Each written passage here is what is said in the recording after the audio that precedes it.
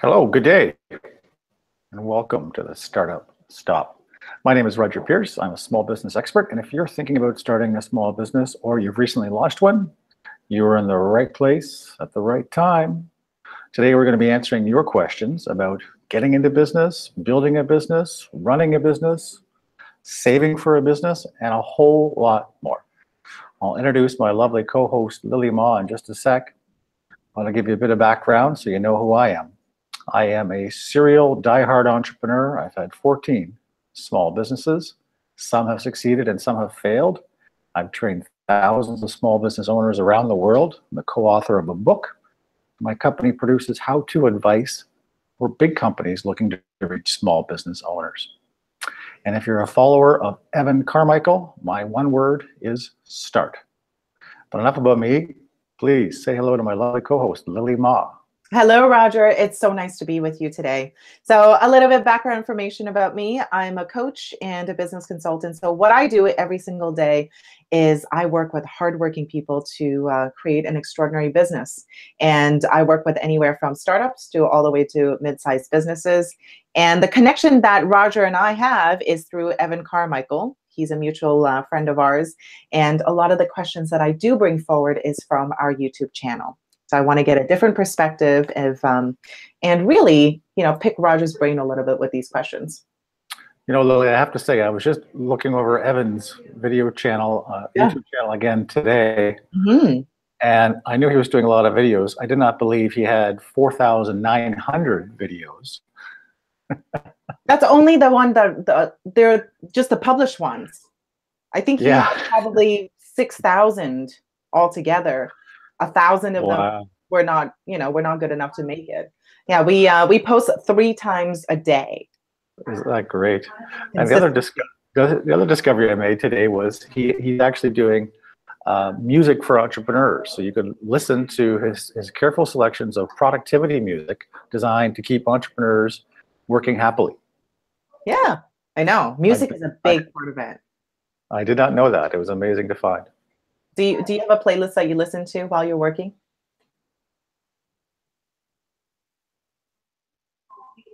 Oh, sure. I listen to music a lot, but now I'm going to listen to Evan's channel. Yeah, they're good. They're good. It's good to listen to. I listen to just instrumental music when I'm working. It helps me with my focus. If there's lyrics in there, it's hard. I won't be able to focus at all. Just keep going back to his channel. It keeps on giving. I know, it's true. All right, Roger, I have some questions for you. Are you ready? I am. Okay, cool. So I have a question coming from Vincent. What advice do you want to give to a 17-year-old teenager about money? What advice to give to a 17-year-old teenager about money? Well, I wish I was 17 again. I don't know about it. I don't know if I ever want to be 17 again. Maybe not 17. 27 again might be good. That's a good age for you. Thanks for your question, Vincent. A couple of comments. Boy, talk about responsibility. Lily asking about money at age 17. My first reaction is you're too young to worry about saving money, but you are at the right age to start figuring out how you're going to make money. So I would just say explore. Now is the best time to explore your passion and find your purpose. Now is the best time to travel the world and discover new things. Now is the best time to find out what and who makes you happy. I'm not saying you have to get married yet, but certainly get out there and find out what you're all about. And when you do that, you're going to figure out how to make the money. You've got time on your hands. I wouldn't put a lot of pressure on yourself about saving. You're probably not earning a lot of money yet. Hopefully you're still in school. And that stuff is going to, the more important thing is figure out your passion, how you're going to apply life. It's going to be a job, or maybe that's going to be your own small business. But don't put a whole lot of pressure on yourself. You've got time on your hands. What do you think, Lily? I love it. I'm kind of, when I was 17, I was similar to Vincent. It's true. I was very concerned about how to make money and how to save money. And in retrospect, I'm glad that I was that way, because when I was 21 years old, because of the amount of money that I was able to save when in my younger years, I was able to invest into real estate. And at the time, it was the Toronto condo market was booming. So I was able to get in at a really low rate, and I was able to sell my condo at a really high rate recently. So I end up making a lot of money from real estate. But it's a different time now. And while looking back, not that I have any regrets per se, but I sort of would have let go a little bit more if I were to do it again. Let go and not be so concerned, like similar to what you're talking about, Roger. It's like traveling more, exploring more. And I feel like I'm kind of making up for it now at the age of 33, because I've been traveling in the last last month. I think I've traveled more in the last month than I have in the last 5 years. So I'm kind of making up for it now, but yeah, have fun. Have fun. This is a good time to discover yourself and enjoy yourself, and it'll all be good. So that's my advice to my 17-year-old self, because I was very concerned about being financially stable. But it did work out for me too. So I don't know. It's one of those things. It will come. Yeah, it will. Okay. So I do have a next question for you, Roger. It's from Amanda. She's asking, any tips of how to get grants to start a business? Do I have tips about where to find grants to start a business? I certainly do. In fact, I was writing some articles about this just the other week. Mm-hmm. So grants are a bit of a mysterious thing and a bit misleading.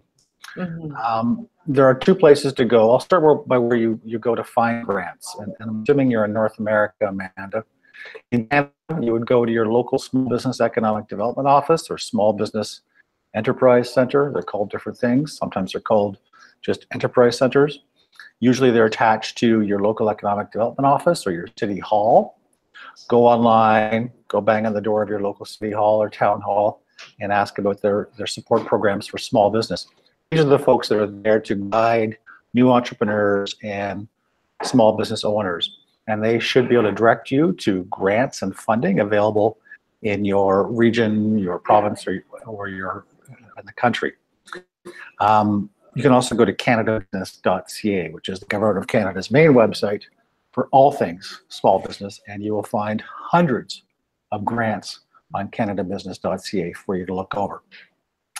If you're in the States, you would go to the Small Business Administration website, or SBA. There are local offices in most cities. Start by search line for Small Business Administration. This is a government agency, so they don't want to make any money from you. They want to give you money to start a business if you qualify. They want to help you. They want to help you with research. Great place to go for research. You don't have to do all that work yourself. And they want to support you with events, counseling, and everything you need. So fantastic website. You can learn about business structures for your organization and where to find money.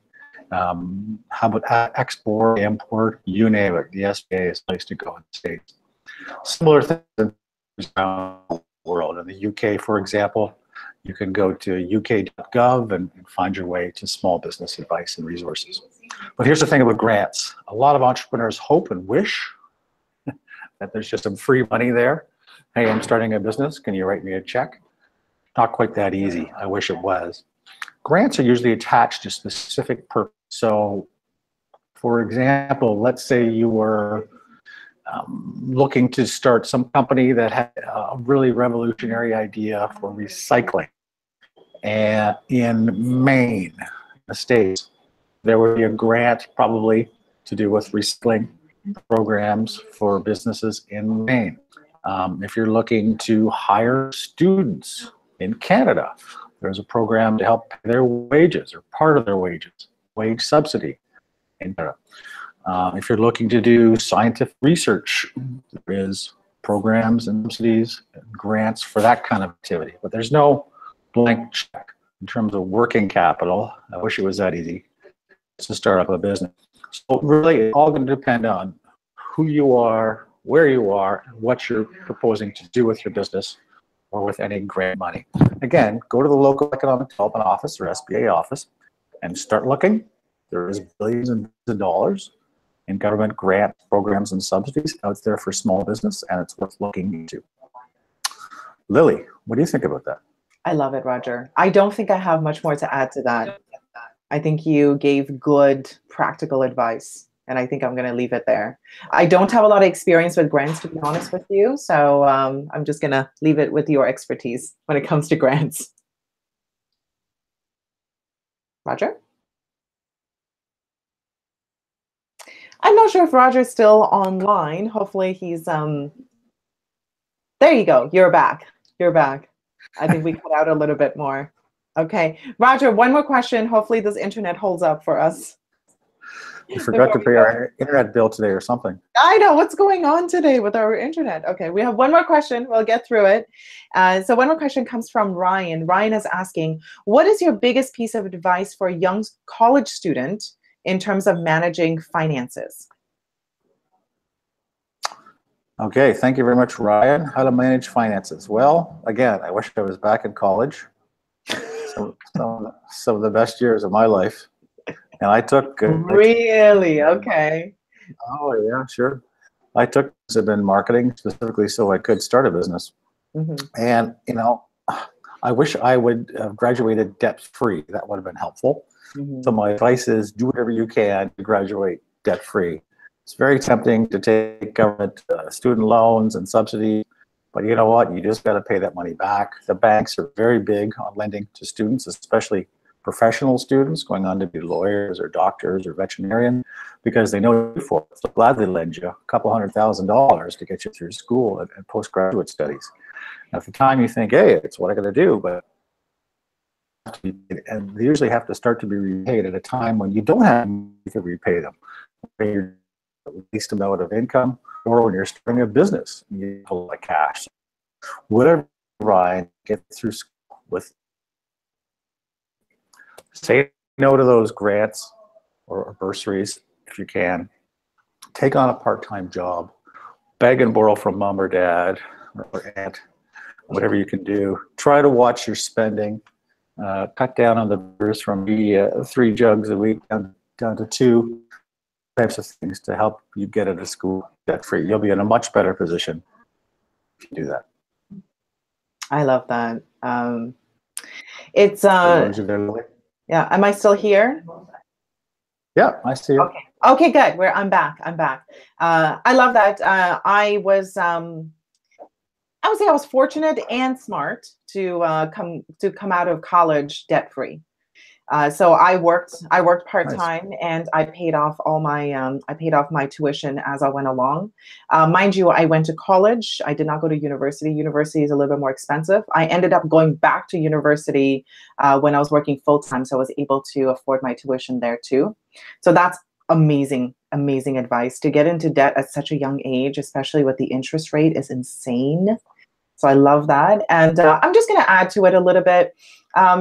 The best investment, in my opinion, is an investment in yourself, especially when you're so young, is developing the skills to whatever it is, whatever skill that you want to develop, invest into it. And, you know, of course, you don't have to break the bank and take out huge loans. Because I found that I've made real estate investments in my past, and it's really good. But the best investments I've ever made was investment in myself, like buying different books to read, buying different courses online because I want to develop myself as an entrepreneur, paying for seminars and workshops. All of those things are great to develop your skills. So 2 things, try to get out of university as debt-free as possible. And the second thing is invest in yourself if there's nothing else that you're passionate about investing in. Really good. I'm jealous of you. I'm glad you graduated from school debt-free. That was a tremendously smart thing to do at that age. I was and am allergic to debt. I don't like having debt in my life, which is why I started off as a service-based entrepreneur, because I didn't want to incur a lot of debt in the beginning. So I have always used that lens in everything that I do. Absolutely.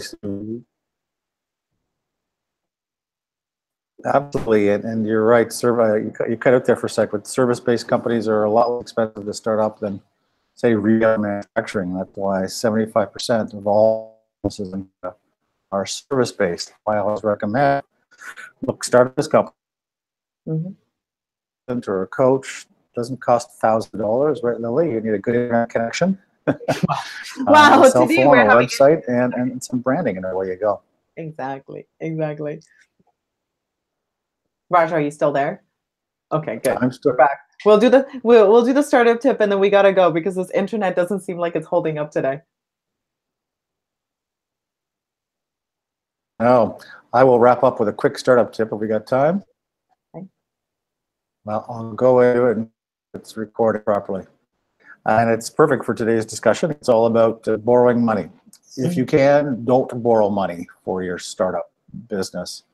There's enough risk to getting a business going, and borrowing money in your own name adds risk to your puts even more pressure on the young company to pay back the debt as well as generate income to pay for your expenses and to pay for your living. So if you can avoid it, going the debt, please do it. The only reason people borrow money to start up a small business is because they don't have and that means you're probably in a rush to start your business. I get it. You're excited, you're passionate, you're enthusiastic, you want to jump right in. You think, oh, maybe I'll just go ahead and borrow 10 or 20 or $30,000 and get my business going. I urge you to take the long road. Entrepreneurship is a marathon, not a race. Can you cool your jets for a year and start to save some money so that you go into business without rack up some debt? Much like we talked about with an earlier caller about college, if you could save to start up your business and use your own money as opposed to borrow from the bank, you'll be in that much better shape down the road. And that's today's startup tip. I love it. I love it. You know how I feel about that, being a service-based entrepreneur. Am I still on? Am I still here? Okay, good. Just a little bit to add to that, though, it's great to start off as a service-based entrepreneur. Doesn't mean that you can't scale, because right now I'm in a situation that I am scaling my business. I do have an assistant, and I'm expanding onto different products and services. So I'm expanding to online courses now versus just me doing coaching one-on-one. So it can expand while you're starting off as a service-based entrepreneur too. Am I still there? Yeah. Roger. Okay, good. Okay.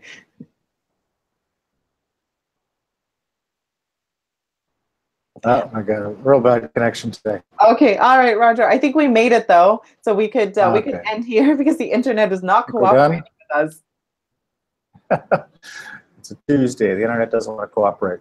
All right. Well, I'll Lily. Anything else you want to add? No, I think we got a lot of young folks in the with the questions, so it's good. For watching the startup. Thank you very much for watching the Startup Show. Be sure to like the video and share it with anyone you know who is thinking of starting or who recently launched. And please check in again next week. Thanks for watching. All right. Thank you, guys. Bye-bye.